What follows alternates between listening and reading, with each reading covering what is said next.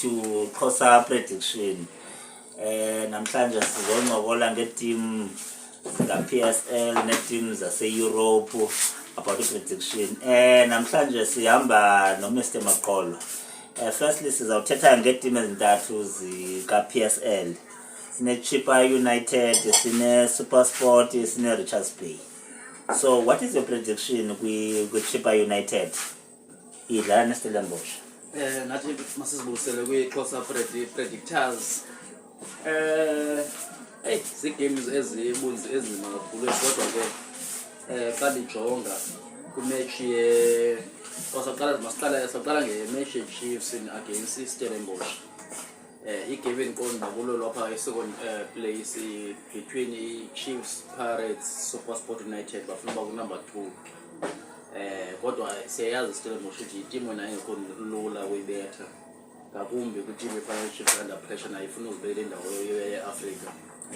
Xa sijonga phaya igame eclose enoba yi-3 kodwa kwi-predictors ngathi mazithathe i-handicap of 2 goals inike iStellenbosch kulaa game. Silandele kwigame ye-Chippa United against SuperSport United. Izawuba ise-PE lo game leyo. Endicinga noko i-Chippa into bona sikhontle kancane. I-SuperSport noko ibonakala iteam ekwi-form and efuna futhi ukwenza show iyayicinezela indawo yayo ku-number 2. Kulaa game sawinika away draw to i-SuperSport United. Again silujonga igame enzima kakhulu apho iPirates zabe visithela i-Richards Bay. Sikhumbule ukuthi kune-players ze-Orlando Pirates ezizalonelwa kwi-Richards Bay. Ezinye players zafuna futhi uzenzela igama against i-former team yazo le-Orlando Pirates. Kodwa ndibona i-away draw again apha to i-Orlando Pirates. Moving forward, masijonge kwi-CAF champion because kule weekend zikhona iiteam ezidlalayo for i-CAF champion like iZamalek ikhona, ne-Horai FC, ne-Vampers, ne-Sundowns idlala ne-Cotton Sport, ne-Raja Casablanca idlala ne-Simba.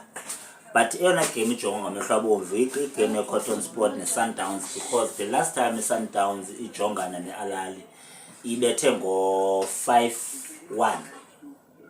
So what is your thoughts based kwezi games z4 ze-Champions League? What can you say? I-Vipers zabe zi-Wildcards zilento zivizithela iHoroya kokwayo. I think that game it's a game of iHoroya ethi le game class erole zokukhawuleza. But if for i-predictors be-safe singathi iyawuba iHoroya and a draw. And siya kwi-match yeZamalek. iZamalek ilwazi ihambela kuphela kule season. Kodwa xa siyijonga apha kwi-CAF Champions League noko iyazama uphakamisa kodwa ubona kwi-local league itsala nzima. Now sawayinika iZamalek ne-draw lo game leyo. Siphinde sijonge igame enzima ye-Raja Casablanca ne-Simba. Baya ngathi igame enzima kakhulu kodwa ngathi kwi-predictors maziphe i-handicap of 2 goals to iZamalek, I mean iSimba. Ngoba that game is a 50-50 game. To be safe, i-handicap of 2 goals can make it safe to iSimba. Yes. Then masimuve ke ngoku sijampe siye e-Europe siyojonga i-Manchester United versus